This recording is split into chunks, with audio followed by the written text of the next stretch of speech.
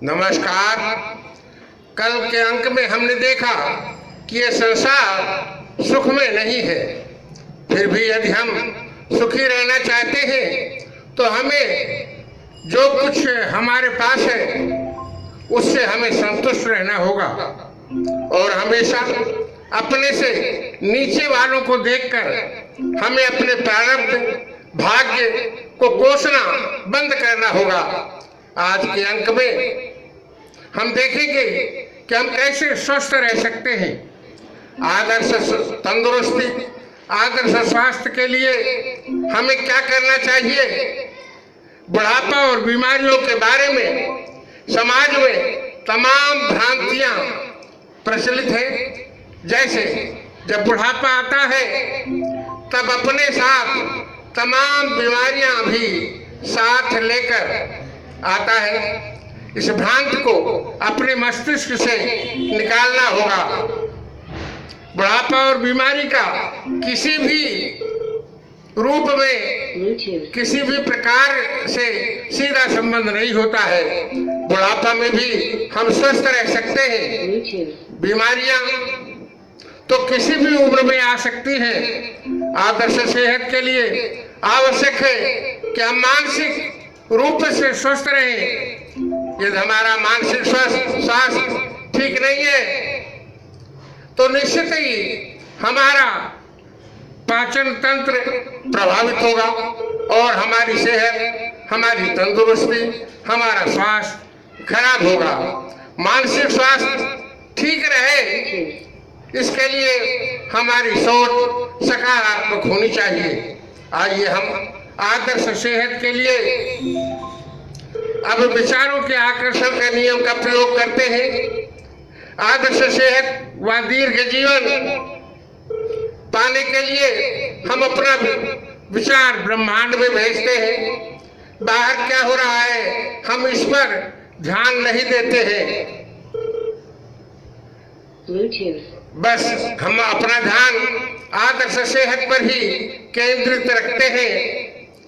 बीमारियां इसलिए आती हैं क्योंकि हमें इस बात की आशंका हमेशा बनी रहती है कि हम बीमारी किसी भी समय हमारे पास आ जाएगी, हम किसी भी समय बीमार हो सकते हैं।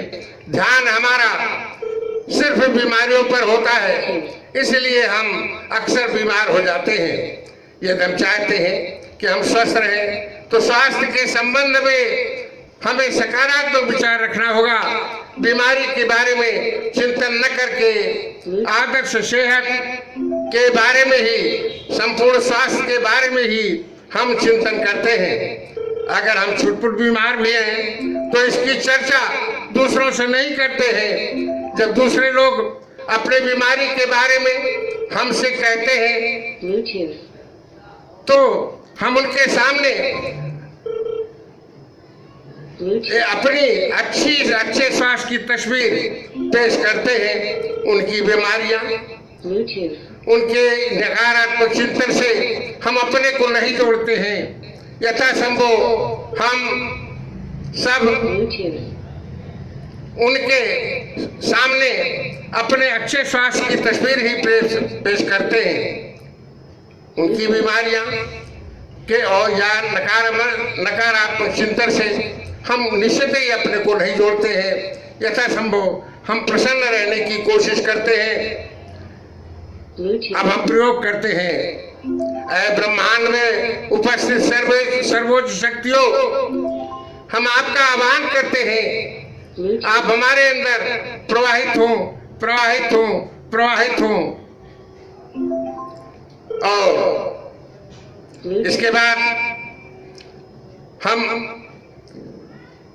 3 बार कहकर मैं अपने का अपना संबंध उस दिव्य स्वास्थ्य से जोड़ना चाहेंगे और कहते हैं आप हमारा संबंध दिव्य और अलौकिक संपूर्ण स्वास्थ्य से स्थापित करने का कष्ट करें। आप हमारा संबंध दिव्य और अलौकिक रूप से स्वास्थ्य से हम जोड़ने का कष्ट करें। आप हमारा संबंध दिव्य और अलौकिक संपूर्ण स्वास्थ्य से जोड़ने का कष्ट करें। फिर उक्त के संदर्भ में हम विचार करते हैं, संकल्प करते हैं, जिसे हम मांगना कहते हैं, और पूर्ण रूप से ये अनुभव करते हैं कि विश्वास हमारा अटल रहना चाहिए। हम पूर्ण रूप से विश्वास करते हैं कि हम निश्चित ही स्वस्थ होंगे। फिर इसके बाद हम अच्छे श्वास का आनंद उठाते हैं। यही पाना हुआ। बुढ़ापा की उम्र को हम 3 भागों में बांट सकते हैं। युवा वृद्ध 65 वर्ष से 74 वर्ष तक, प्रौढ़ वृद्ध 75 से 82 वर्ष तक, और बूढ़ा वृद्ध 83 से 100 वर्ष तक। बुढ़ापे की कुछ समस्याएं अक्सर होती हैं, कुछ बीमारियां प्रायः हो जाती हैं, शारीरिक क्षमता घट जाती है। बूढ़ा आदमी कितना ही स्वस्थ क्यों न हो, परंतु हमारे जो युवा वर्ग है, हमारे जो युवा बेटे हैं, वो निश्चित ही हमें उपेक्षित करते हैं।